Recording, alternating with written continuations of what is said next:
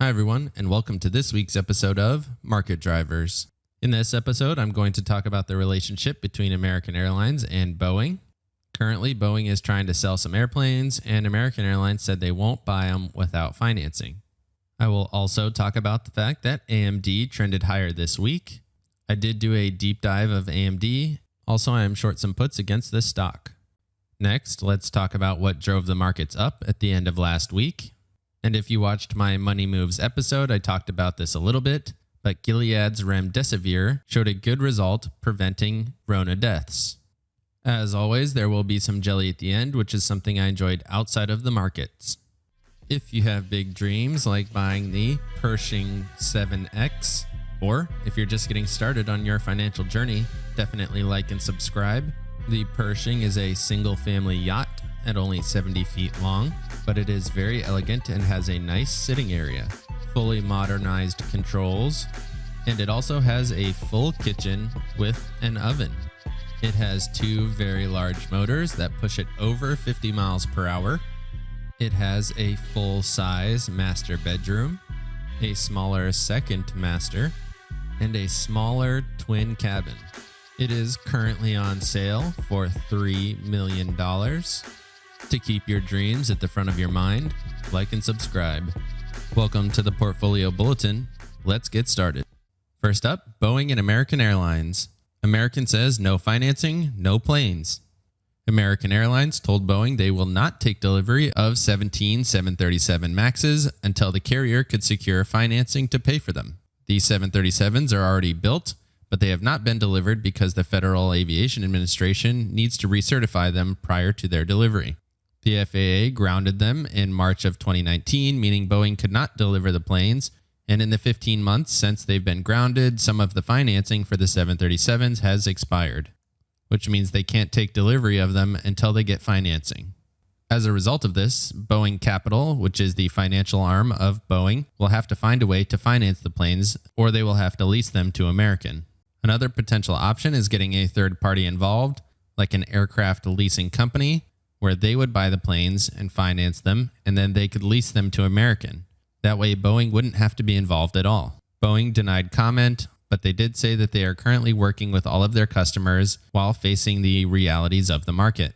American has already taken delivery of 24 planes, but they have 76 more on order.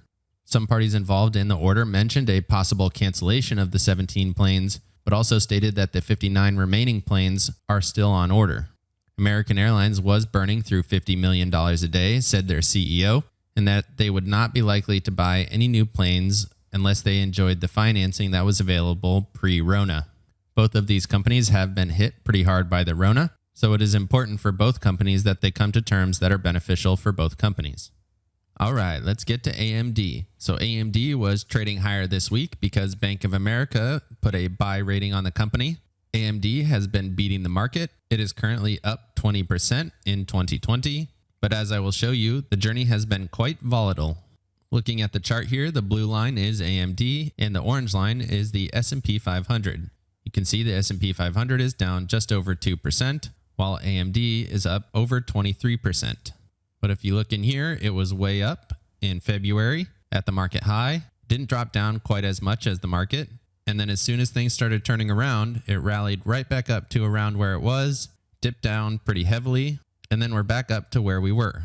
Whereas the S&P 500 has been fairly linear, couple of dips here, but far less volatile than AMD. The so what is that semiconductors are a cyclical commodity. If they oversupply, it leads to lower prices, and lower prices lead to a cut in production, which then leads to a double whammy for the company's revenues. But there are currently signs that the semiconductor cycle is improving.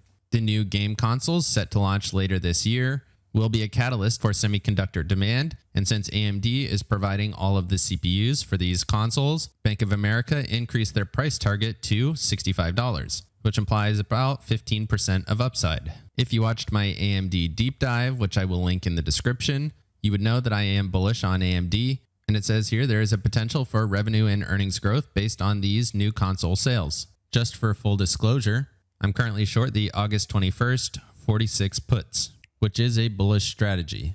Moving on to the overall markets, the Dow jumps 360 points, and Netflix leads the Nasdaq. It says stocks rose on Friday due to a potential Rona treatment, which increased hope for an economic recovery. The Dow Jones was up 1.4%, the S&P 500 was up 1%, and the Nasdaq rose 0.6% to an all-time high record of 10,617, mostly led by Amazon and Netflix. Gilead says that their coronavirus treatment, remdesivir, showed an improvement in clinical recovery and reduced mortality by 62% compared with standard care. As a result of this, Gilead shares were up 2%. Shares of companies that would benefit from the reopening outperformed. American Airlines and United went up 6.8% and 8.2% respectively. Delta went up 5.6%. And Carnival went up 10.8% after the company said it could break even in cash flow with a capacity between 30 and 50%. Netflix also jumped 8% as Goldman Sachs came out and said they see a 30% rally over the next 12 months for the company. Amazon went up 0.5%, reaching an all-time high, as Citi raised its target on the e-commerce giant to a price of $3,550 per share. Just to cover a little bit more detail on remdesivir, it says an earlier study of remdesivir showed that it shortened the duration of the Rona infection, but this study has shown an improvement on mortality. Dr. Scott Gottlieb mentioned that the study was very encouraging, but needs to be confirmed in a prospective trial. They go on to talk about how Rona cases are rising and reached an all-time high of 63,000 on Thursday. The medical chief from Gilead said, "We are working to fully understand the full utility of remdesivir." And they said in order to address the urgency of the continuing pandemic, they share their data with research communities to move as quickly as possible. Gilead stock is up 15% on the year, currently trading at 11.3 times earnings, far above its average of 9.5 times earnings. Despite that, most analysts have it as a hold. The new study used the treatment on 312 patients and compared that with the treatment of 818 other patients that did not receive remdesivir. Gilead said the mortality rate for patients on remdesivir was 7.6% compared with 12.5% for patients not on the drug.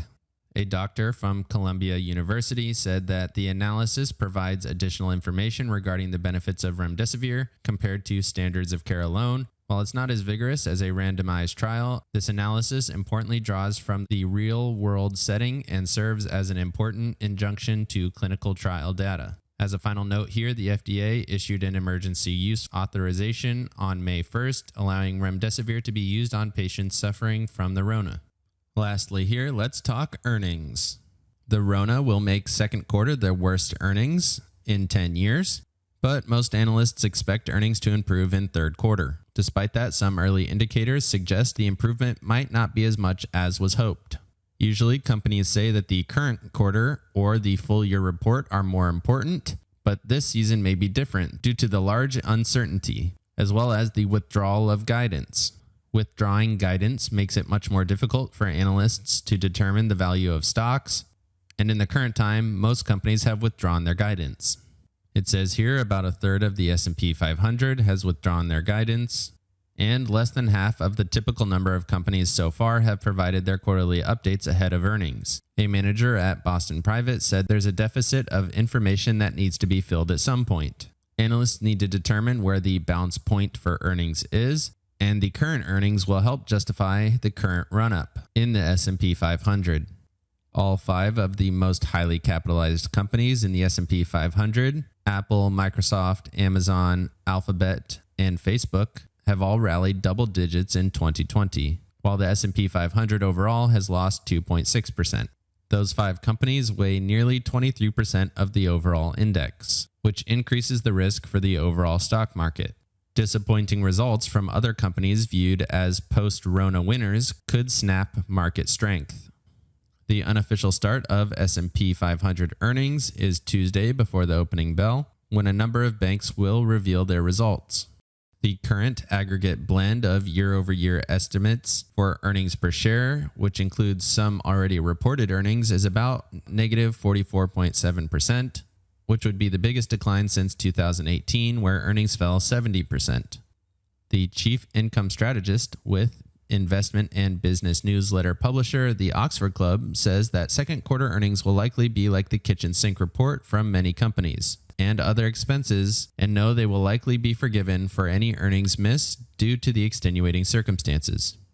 Apple and Microsoft expect to show a decrease of 9.5%. Alphabet and Facebook expect to fall 30.7%. And utilities expect to perform the best at a decrease of only 3.3%. Healthcare is looking at an 11% decline. And let's keep in mind that third quarter also looks bleak, just less bleak than second quarter.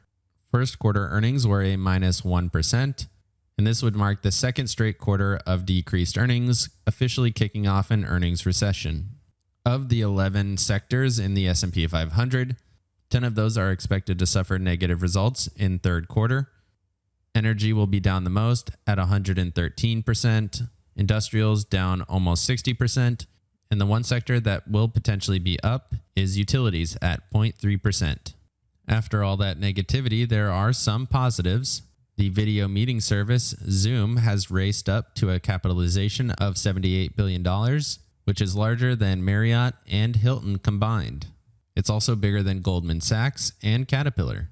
In conclusion here, they get a little off topic and talk about bonds. It says over $1 trillion in bonds have been issued this year, eclipsing the previous record of $670 billion in 2015. Convertible bond issuance also set a record at $180 billion. All of this means there's liquidity and capital to be used, and it kind of whitewashes many of the underlying problems, meaning that nobody should equate the strength of the S&P 500 with the underlying corporate strength. A way to tie this back in that they didn't mention is that if companies are paying off these large corporate debts, it could potentially reduce future earnings. Let me know in the comments below what you think of the Boeing American Airlines problem. Are you bullish on AMD like I am? And will remdesivir save us from the Rona? And with that, let's get to today's jelly. Today's jelly is this interesting old man who plays spaghetti westerns with his guitar and his mouth. Sometimes the purpose of this jelly is to kind of show you things that you probably wouldn't search out on your own, and I thought he was pretty talented. So here's what that sounds like.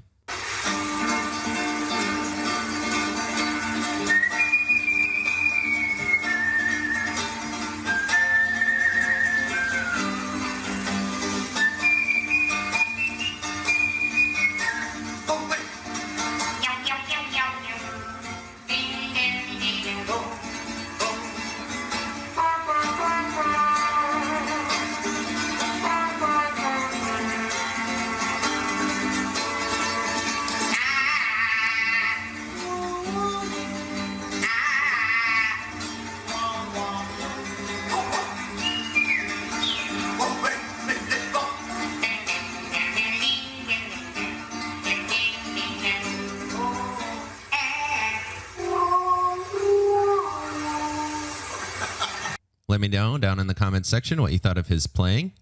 Definitely like and subscribe if you got any value out of this video, and have a great day.